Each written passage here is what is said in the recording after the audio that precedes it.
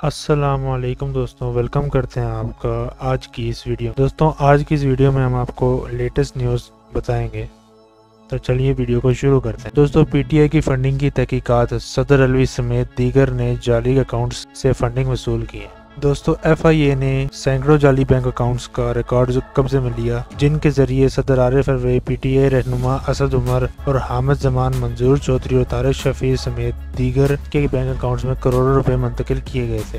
F آئی اے کے مطابق کچھ اکاؤنٹس مقامی کمپنیوں اور مذہبی ٹرسٹ کے نام پر کھولے گئے، لیکن یہ رقم سیاسی مقاصد کے لیے استعمال کی گئی۔ تحقیقاتی ادارے نے ابتدائی تحقیقاتی رپورٹ ڈی جی ایف آئی اے کو بھجوا دی۔ تحقیقاتی ادارے نے مزید تحقیقات کے لیے State Bank of Pakistan, Federal Board of Revenue اور Securities and Exchange Commission of Pakistan سے بھی مدد مانگی، جبکہ مختلف بینکوں نے سینکڑوں اکاؤنٹ کا ریکارڈ بھی طلب کر لیا۔ لاہور، کراچی، اسلام آباد پر قبضہ کر لیا گیا۔ بیرونی ممالک سے آنے والی فنڈنگ کا ریکارڈ بھی قبض کر لیا گیا ہے اور ان کمپنیوں کو بھی نوٹس جاری کر دیے گئے ہیں۔ ابتدائی تحقیقات کے مطابق پی ٹی آئی کے جعلی بینک اکاؤنٹس نے رقم 2013 میں صدر الوی کو منتقل کی گئی۔ ایف آئی اے کی رپورٹ میں کہا گیا ہے کہ الوی نے پی ٹی آئی کے سینٹرل فائنانس بورڈ کی اجازت کے بغیر بینک اکاؤنٹ کھولا تھا اور اسی اکاؤنٹ میں پی ٹی آئی رہنما فیصل وارڈ کو بھی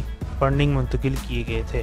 رپورٹ کے مطابق سابق حکمران جماعت کو فنڈنگ فراہم کرنے والی ایک مقامی کمپنی بھی جعلی نکلی۔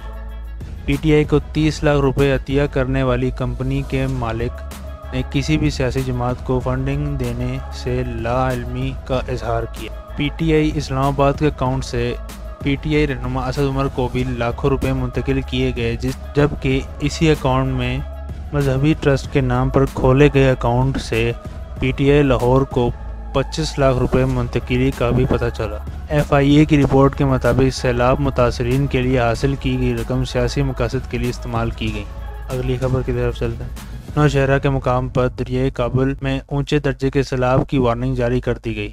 دریائے کابل کے قریب نوشہرہ کا علاقہ اونچے درجے کے سیلاب کے خطرے سے دوچار تھا۔ فیلڈ کے پی کیونکہ پانی کی سطح سے 3 لاکھ کوسک اضافے ہوا۔ خیبر پختونخوا وارننگ سیل نے ہفتے کو خبردار کیا۔ سیل نے مزید خبردار کیا کہ دریائے کابل پر واقع عدزائی پل بھی شدید سیلاب کا شکار ہے۔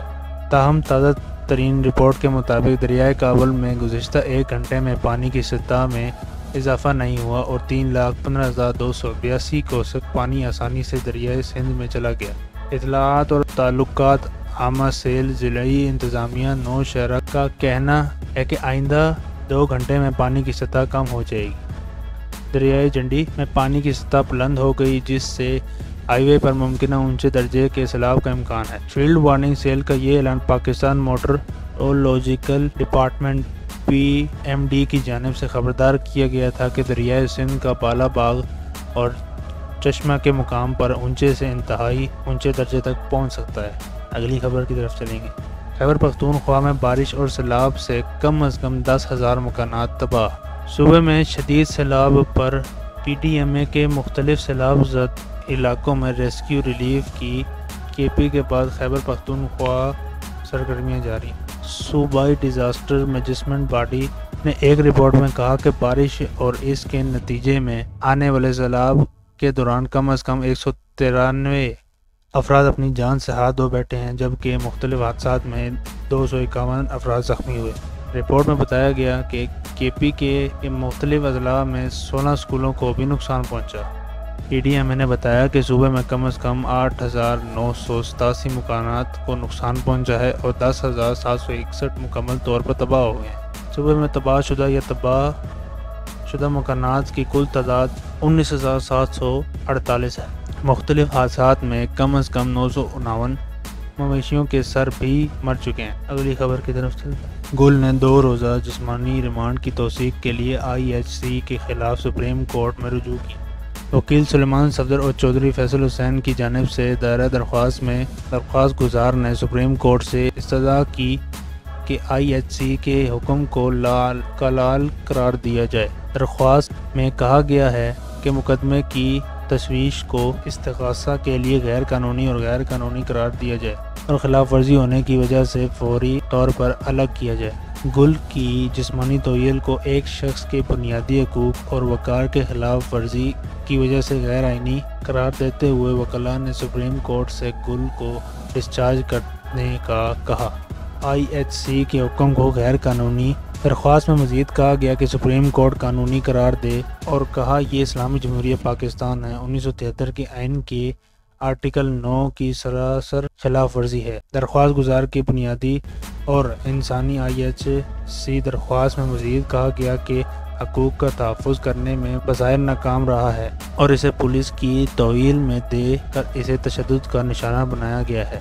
وکلاء نے درخواست میں کہا کہ گل کو پولیس حراست میں انتہائی ذلت آمیز اور توہین آمیز تشدد کا نشانہ بنایا گیا۔ درخواست میں مزید کہا گیا کہ عالمی سنگل بینچ کے سامنے کافی شواہد رکھے گئے ہیں جن کو عدالت نے نظر انداز کیا تھا۔ نواز شریف مفتیٰ اسماعیل کی کارکردگی سے بھی خوش نہیں، اسد عمر۔ PTI کے سینئر رہنما جنرل سیکرٹری اسد عمر نے ہفتے کے روز کہا کہ مسلم لیگ نون کے سربراہ نواز شریف موجودہ زیر خزانہ مفتیٰ اسماعیل کی کارکردگی سے خوش نہیں ہیں۔ مفتیٰ اور خیبر پختونخوا کے وزیر خزانہ تیمور خان جھگڑا کے درمیان حالیہ لفظی جنگ کے حوالے سے عمر نے کہا کہ وفاقی وزیر کو اپنی نااہلی کا الزام دوسروں پر نہیں لگانا چاہیے۔ سندھ ہائی کورٹ میں الیکشن کمیشن آف پاکستان کے نوٹس کے خلاف درخواست دائر کرنے کے بعد میڈیا سے بات کرتے ہوئے اسد عمر نے کہا کہ مفتیٰ کو PTI پر IMF کے معاہدے میں رکاوٹ بننے کا الزام نہیں لگانا چاہیے۔ PTI رہنماؤں نے یہ بھی کہا کہ موجودہ حکومت کے مقابلے IMF کے ساتھ بات چیت کے لیے بہتر پوزیشن میں ہے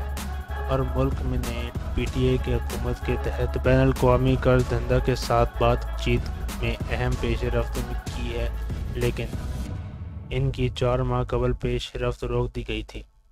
دوستو، آج کی اگلی اور آخری خبر کی طرف چلتے ہیں۔ امریکہ پاکستان میں جمہوری نظام کی حمایت رکھتا ہے۔ امریکہ نے جمعرات کو کہا کہ اس نے پاکستان میں جمہوری اصولوں کی حمایت کی ہے، جبکہ سابق وزیر اعظم عمران خان کو جو واشنگٹن کے سخت ناقد تھے پر دہشت گردی کے الزامات لگائے گئے تھے۔ محکمہ خارجہ کے ترجمان ویدانت پٹیل نے نامہ نگاروں کو بتایا کہ ہم جمہوری، آئینی اور قانونی اصولوں کی پرامن برقراری کی حمایت کرتے ہیں۔ انہوں نے کہا، امریکہ پاکستان کے ساتھ ہمارے دیرینہ تعاون کو قدر کی نگاہ سے دیکھتا ہے اور اس نے ہمیشہ ایک خوشحال اور جمہوری پاکستان کو امریکی مفادات کے لیے اہم سمجھا ہے۔ دوستو، آج کی ویڈیو یہیں تک تھی۔ انشاءاللہ ملتے ہیں اگلی ویڈیو میں۔ اللہ حافظ۔